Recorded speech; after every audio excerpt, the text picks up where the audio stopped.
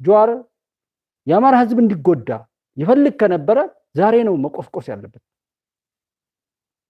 ለአማራ ህዝብ መጥፋት ይሰራ የነበረው ህዋት ሂሳብ አወራርዳለሁ እያለ በግልጽ በተለያየ ቦታ ከኢትዮጵያ ህዝብ ጋር ከሁሉም ጋር ጠላት አድርጎ ሲሰራ የኖረውን ሁሉ ነውር እዛ ጋር ጠግበው ያለውን እዚህ ጋር የሚፈጽሙ ልጆች ካሉለት ይሄ ነገር እንዳይቆም አድርጎ ነው የሰራው።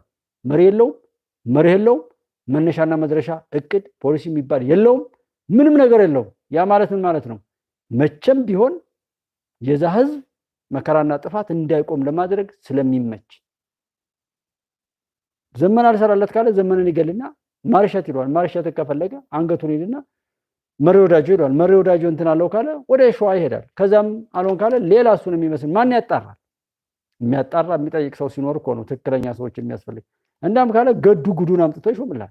ከዛ ይልቃል ጌትነት ኢንጂነር ይልቃል ነው ምናምን የሚባለው ጌትን እዛ ከአሜሪካ ኤምባሲ ሰውዬ ጋር ተገናኙ የተባሉትን ይልቃል ጌትነት ማለት አሁን ይልቃል ጌትነት ሰማያዊ ፓርቲ በነበረበት ላይ እኔም እናንተም ተሸውደናል።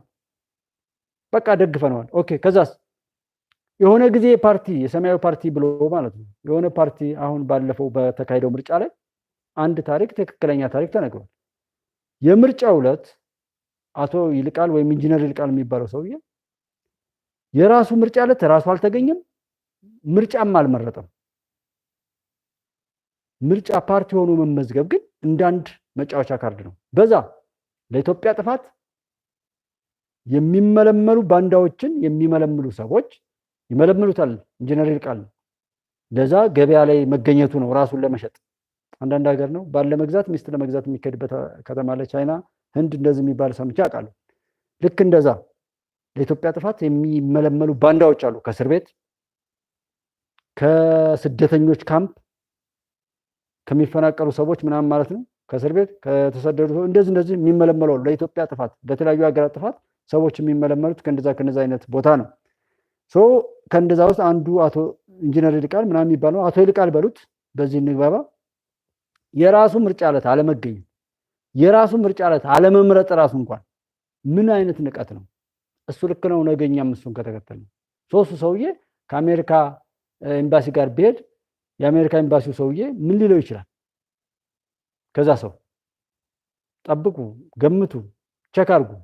ግን ለኢትዮጵያ ምንም ነው እሱ እና እሱን የሚከተሉ ሰዎች ሰው አቶ ጀዋር በሩን ከፍተው ጥፋቱን ጀምረው አስጀምረው በነውር እየፈከሩ እያቀራሩ ነውራቸውን እንኳን ለመደበቅ የማይሞክሩ አንዱ ያንዱን አካውንት እንትን የማይል አካውንቱ ብዙ ዝርፊያው ብዙ ነውሩ ብዙ አዲስ አበባን እንኳን አሁን ተሳደቡ እንደዚህ ብለው የትኛውንም ቦታ ላይ በስድብ በዘለፋ በነውር የበሸቀጡ ሰዎች ናቸው እነዚህ ሰዎች።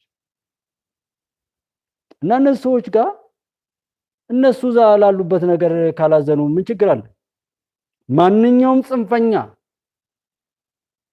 ኢትዮጵያ ጠላቶች ለሰሩት ታሪክ ሁሉ አማራን ለማጥፋት በሚደረገው ትርክት በተባለው ላይ እንኳን ከተሰራ ዛሬ ላይ አማራን ለማጥፋት እነዚህ ጭንጋፎች የሚመሩትን ነገር ያ ህዝብ ጠላቴ ነው ብሎ የሚያስብ ሁሉ ቢረባረብ ምን ይደንቃል? መረባረብ አለበት። ከዚህ የተሻለ አጋጣሚ አያገኝማ ያንን ህዝብ ለማጥፋት። ከዚህ የተሻለ ወራዳ ቡድን አያገኝም የአማራን ህዝብ ለማዋረድ። ከዚህ የተሻለ የበሰበሰ ያንን ህዝብ ታሪክን ለማቆሸሽ ከዚህ የበለጠ ድሪቶ የሆነ ትውልድ አያገኝም። ቢረባረብ ምንድነው ታዲያ ችግሩ? እንደ ፋኖ ጥሪ እንትን ሲል ለመቀለድና ለማፌስ ከሆነ ጀዋርን ቴንኪው ቀጥል። እነሱ እዛ ቦታ ላይ ሆነው እያረጉት ያሉ አይደል? አማራ ነኝ የሚሉት እነ ማን ምናምን ኤምኤስም ቢባል ብትወስዷቸው የትኛውም ላይ የኮምቦልቻን የሚለው ደርዳሬ ሆዳሙም እንተና መሳይ እንኳን እየቀለደች ነው። እሷ የወላይታ ነጻነት ፓርቲ በሚለው ነው የመጣች። እና እነዚህ ማንም ቤቱን ካላከበረ ማንም ክብሩን ካልጠበቀ ማንም ራሱን ካልጠበቀ ማንስ ቢጫወትበት እሱ የፈቀደው እና ለምንድን ነው እንትን የሚባለው? አይ እሱ ዛጋ ብዙ ነገር ሲናገረው ወደኋላ እናቻሜለ ታምሩና መሰል ሰዎች የተናገሩት አሉ። ሰፋ ያለም ነገር ስለሆነ በዛ የምናየው ጀስት ግን እሱ እንደዛ በማለቱና መከላከያ ጋር እንደዚህ ነው እንደዛ ነው እየተባለ የሚባል የጀዋር አለው ብሎ መምጣቱ ራሱ ለምን አስፈለገ? ጀዋርስ ያን ያክል ህዝብ አስጨፍጭፎ ያን ያህል ንብረት አውድሞ የሄደን ሰው ጀዋር ለምንድን ነው ዜና የሆነው? ዛሬ ጀዋር አስፈርቷችሁ ነው ያን ያክል ጀዋር ስትሉ ያላችሁ ሰዎች? ግን ይህን ያህል ዋጋ የሚያወጣ ከሆነ ጀዋር እንደ ለኢትዮጵያ ሌላ አንድ ጥፋት ቢያንስ የሆነ ቦታ ላይ ለሚፈልጉት ዛሬ ይመለመላል። በዛሬው የሚዲያው ጩኸት ዛሬ ጀዋር ዋጋ ያወጣል። ጠላት ገዝቶ ወደ ኢትዮጵያ እንዲያሰማራው ጩኸታችን ለሌላ ጩኸት ግባት እየሆነ እንደሆነ እንድታዩ ነው። ፋኖና እንደዚህ ቢባል አንድ ለኢትዮጵያ ጥፋት የሚሰሩ ሁሉም ኃይሎች ይታወቃሉ። መሳሪያ ለሸኔ የሚያቀብለው ፋኖ ነኝ የሚለው ነው። ፋኖ ነኝ ለሚለው የሚያቀብለው ህወሓት ወያኔ ነው። አብረው ነው የሚሰሩት። አለቃቸውም አንድ ነው። ሚዲያውን ሁሉ አታዩትም? ሰብአዊ መብት ምናምን የረከሱ ካርዶች እኮ ከኋላ አሉ። መንግስትን እያስፈራሩ እንደዚህ ፈርሰ ከዛ በኋላ እንጫወትብህ እየተባሉ ምንም እንትን የሚል አይደለም። ለኢትዮጵያ ጥፋት ስለሚሰሩ ነው። በኦሮሚያ እንግዲህ በኦሮሚያ የከሸፈውን በትግራይ ክልል የከሸፈውን በአማራ ክልል ያስቀጠሉት እንግዲህ ጥፋትና መጠፋፋትም ሲከሽፍ ይኸው ጩኸቱ ቀጠለ። ለምን ከተባለ በዛኛው ስናጣ በዚህኛው ስናጣ እየተባለ ለኢትዮጵያ መጥፋት የተቀመጡ የጥፋት ካርዶች እንደሆኑ ማሰብ ነው። ፋኖ ሆኖ መምጣት ለምን አስፈለገስ? ፋኖ ነኝ የምትሉ ሰዎች ፋኖ ሆኖ መምጣት ለምን አስፈለጋችሁ? የራሳችሁ ስምና ተግባር ለምን አልኖራችሁም? አይደለም ለምን እናወራለን። ቢያንስ ህዝብን ወክሎ ለመምጣት የራስን የትግል መስመር ተከትሎ መጓዝ ያልተፈለገበት ለምን ነበር? ያንን ህዝብ የሚወክል ስምና ፖሊሲ ጠፍቶ ይሆንን? የመላው ኢትዮጵያውያንን ስም ፋኖ ነኝ ብሎ የተመጣው ለምንድን ነው? ፋኖ የመላው ኢትዮጵያውያን ጀግኖች ስም ነው። የወል ስም ወርሰህ የመጣኸው የራስህ ስም ስለሌለህ ነው ወይስ ያንን ስም ለማርከስ ያንን ስም ለመበቀል በዛ ስም አናቱን የተባለ ወራሪ ኃይል እሱን በቀል ነው እየተበቀልክለት ያለው? ፋኖ የኢትዮጵያ ጀግኖች ስም ነው። የራሱ ውስጣዊ ታሪክ አለው። ያ ግን ኢትዮጵያ ውስጥ ወራሪዎችን የመቱበት ኢትዮጵያ ለኢትዮጵያ ሳይከፈላቸው ህይወታቸውን የከፈሉ ንብረታቸውን የከፈሉ ጀግኖች የሚጠሩበት ስም እንጂ ያለ የሌለውን ነገር የሚያወድም አንበጣ ሊዋሰው የሚችል ስም አይደለም። ግን ፋኖ ተብለህ የመጣው ለምንድን ነው? ይህን ስም ስለምንድን ነው እንትን ያልከው? የራስህ የሆነ ነገር ምንም ነገር እንዳይኖር ነው።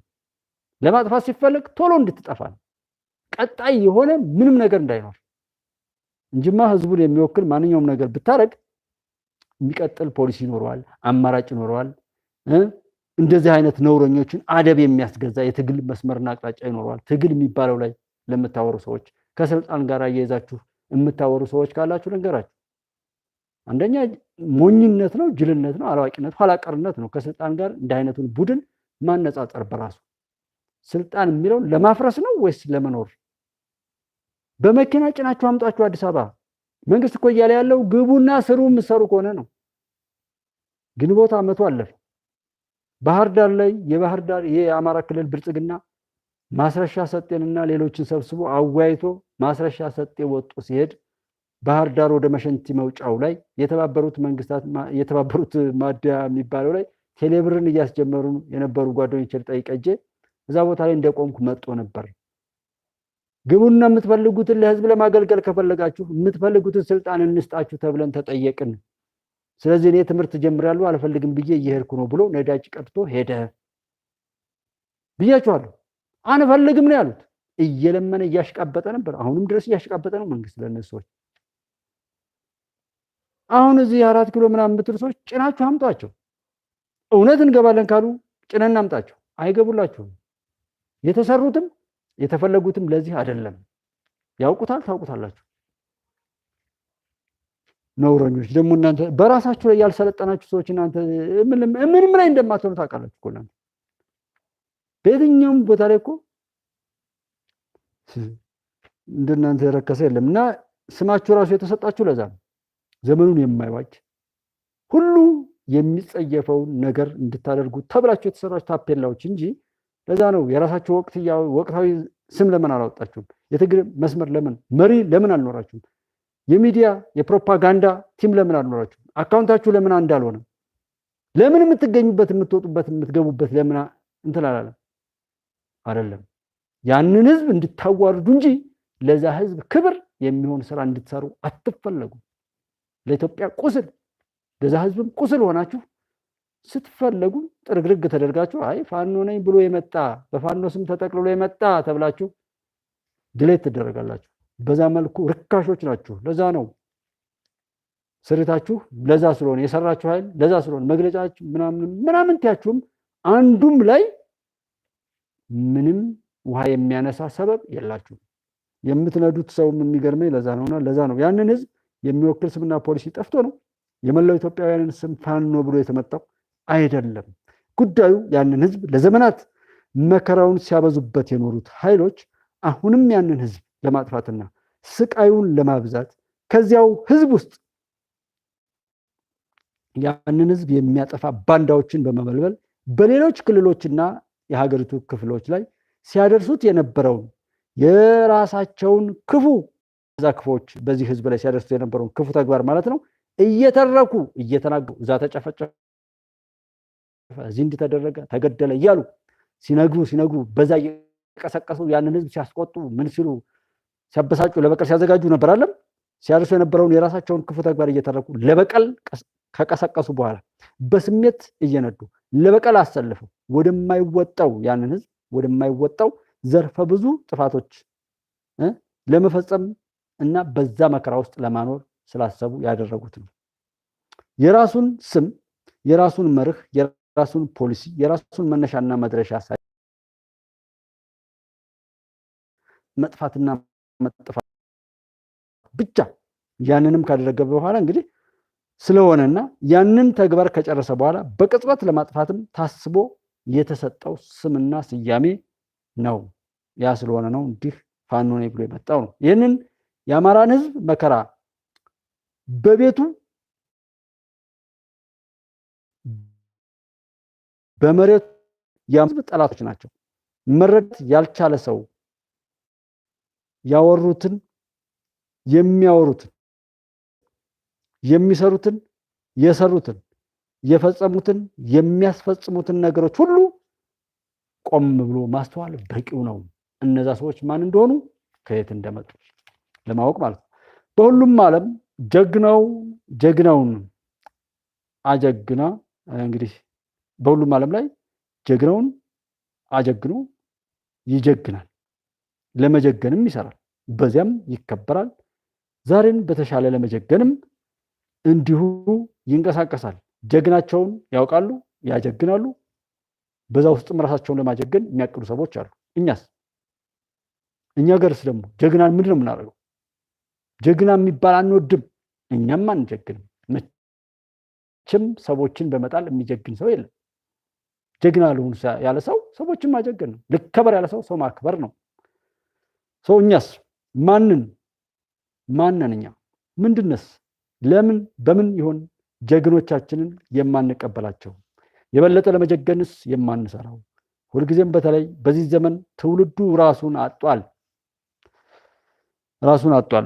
ሁሉንም ነገር ከሌላው የሚጠብቅ ነው። በራሱ እያፈረ በሌላው የሚኮራ ወይም ታሪክ ሳያውቅ ታሪክም ሳይሰራ ራሱን እያከሰመ ወይም እያጠፋ በጎ ነገሮችንም እያወደመ በጠላት ወጥመድ ውስጥ አለ። ይሄው እንደታመመ እንደወደመ ዛሬም ውሎውና ዳሩ ሁሉ ያው ነው። በቅኝ ግዛት ውስጥ በምክንያት ሳይሆን በጩኸት የሚኖር ትውልድ የሚነዳ በጩኸት የሚኖር በሁሉም ሁነቶች ላይ ጠላቶቹ